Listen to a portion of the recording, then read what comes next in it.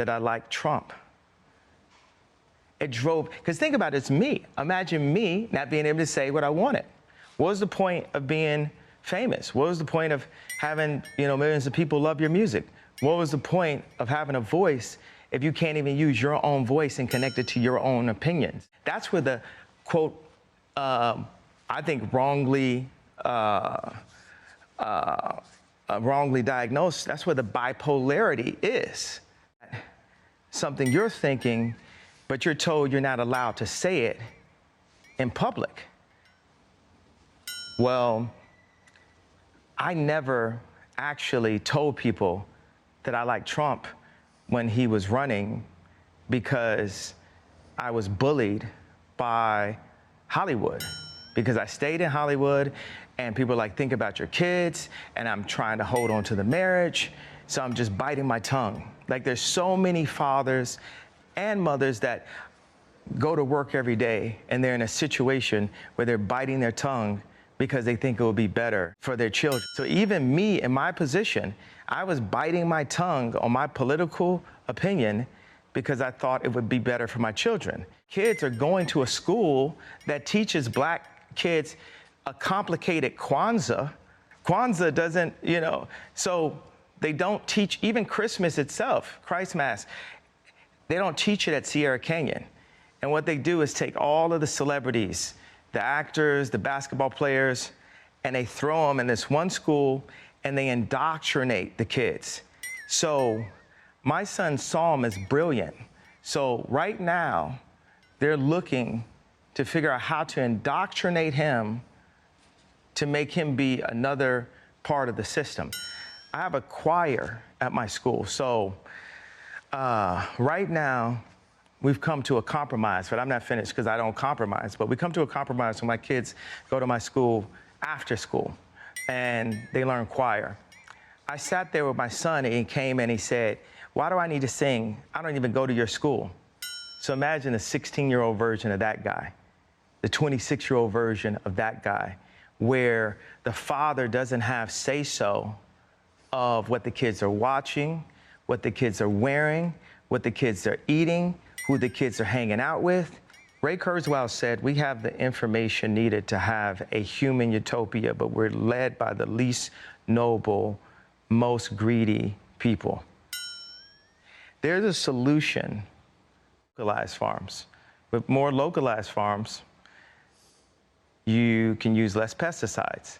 If you have less pesticides, then you have less diseases. And have Big Pharma invest in the local farms, and they'll actually make more money. I'm not one of the people that go up and say, hey, I want to stop anybody from making money. The people that make money and the powers that be, I am your true Nikola Tesla. And I'm not even a scientist. It's like, oh, Elon's got these answers. I think he's a great team player. Like I said about Ray Kurzweil and Utopia. In Rome, they would bring all the most brilliant people and have them sit down to the point where their seats had a toilet in them. Like, people would not even get up to use the bathroom. And they would ideate about what society needed. And they'd invent new things, and they'd put it all up on the wall. And Donda, before it was a school, is a design firm. And what I would do is pull together all my favorite thinkers, and we'd invent. That's why I was happy that you saw two of the inventions right there. Because now it's like, if I had said that before you drank the coffee, and some might joke and say you're drinking the Kool-Aid, but I think it's insane for an administration to not use a talent like Elon Musk more. Like, if I was in or once I am, I will eventually be president before, in my lifetime. But if I was in office right now, I would be calling Elon every day. I'd have him sleeping in the White House. I'd say, how do we use our platform as the most influential, that's a Freudian slip, the most influential country in the world to show the rest of the world how to live a simplified life. And industries outside of our country are doing anything to keep it as it was. And everyone's just afraid. God is love. And I understand I come off scary sometimes because I'm like, I'm gonna protect my kids. I'm gonna protect my reputation. I'm gonna protect my brand. And there's times when you have to pull the guns out. You have to pull the swords out. You have to have righteous indignation as a Christian. For everyone that ever said, I can't get mad because I'm a Christian. As a Christian, it's like, yeah. I always think, whenever God allows a brilliant idea to channel through me and allows me to somehow, take credit for it, I always snicker at the fact that with the liberals, their main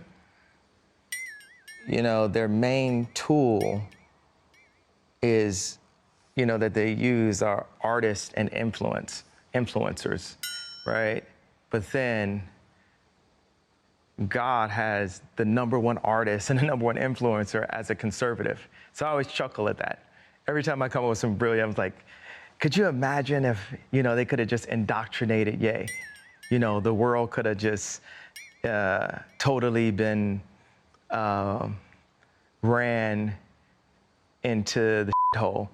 And there's battles that the devil had won, but the devil's a defeated foe. Like, for me to have gone from Jesus walks to you're such a hoe, I love it, that's that deviation from the path.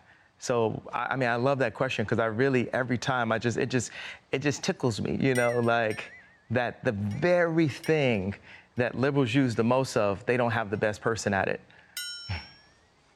Was Obama's favorite artist. He actually met with me. Obama met with me and my mama to say that he was running for office back in 2008. And that he wanted the support. And everybody was so into this idea of the black president. And you were always cool. And it's also like, how many of us are there? Obama level, Ye level, Virgil level, just black,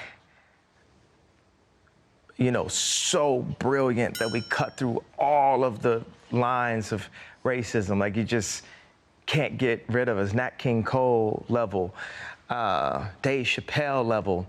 So in some place, we'd have to be friends and get along because it's like, you're at that level. You're like a, Formula One Lewis Hamilton race car driver, a white car.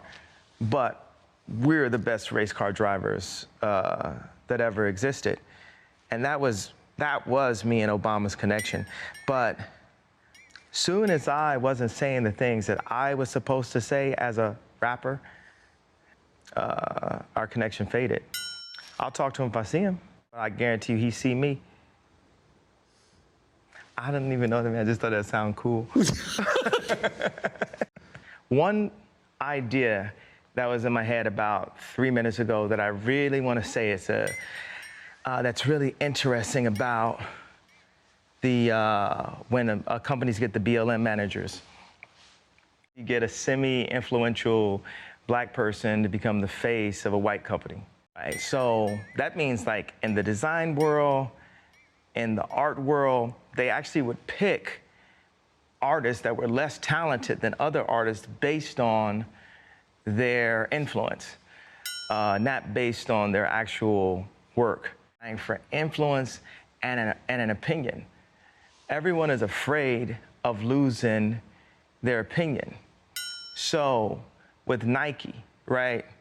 Nike is as famous as, you say Nike's more famous than PayPal, right? So what number company do you think Nike is, the Nike? It's not there to be as big a financial company as it can be. It's there as an influencer, lining and gerrymandering black people. So the reason why Gap wanted me to go the Gap, it wasn't based on, oh, we need to get our stocks up. You know, it's like these companies, when they've been around for a long time, Gap's not like, they're like, we're in the rag trade, we're never gonna be Apple. And everyone, all of these American companies somehow took this deal where they start putting in these really awkward, weird number kind of CEOs. Like Nike's got one, the Gap had one, it didn't work out. And there's all of these weird operators inside of companies, even in Balenciaga, you know.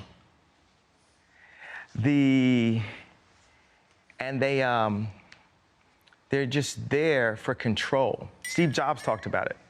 It's the most important thing you can have is control. Look at me, all the money, all the influence, and I have to act a complete ass to have any say-so of anything that my children are doing, because that group of people have control and say-so over all the children inside of the clan.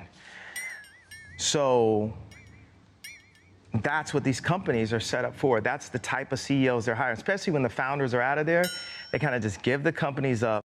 Like anyone that ever worked with me, they just look at, oh, who's yay farming for talent that we can hire to be our new BLM office manager.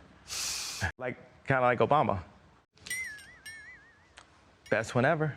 And you know, I think Obama, just like Virgil, these people were truly black to their core and truly brilliant to their core. But they went into situations thinking that they could do it the white way as a black man. And we saw what color Obama's hair was when he went in, and we saw what color it was when he went out. You know, Virgil lost all his hair, you know, and eventually passed away. So when I have techniques that are revolutionary, if I raise my voice, if I express myself on Instagram, it's a colonic.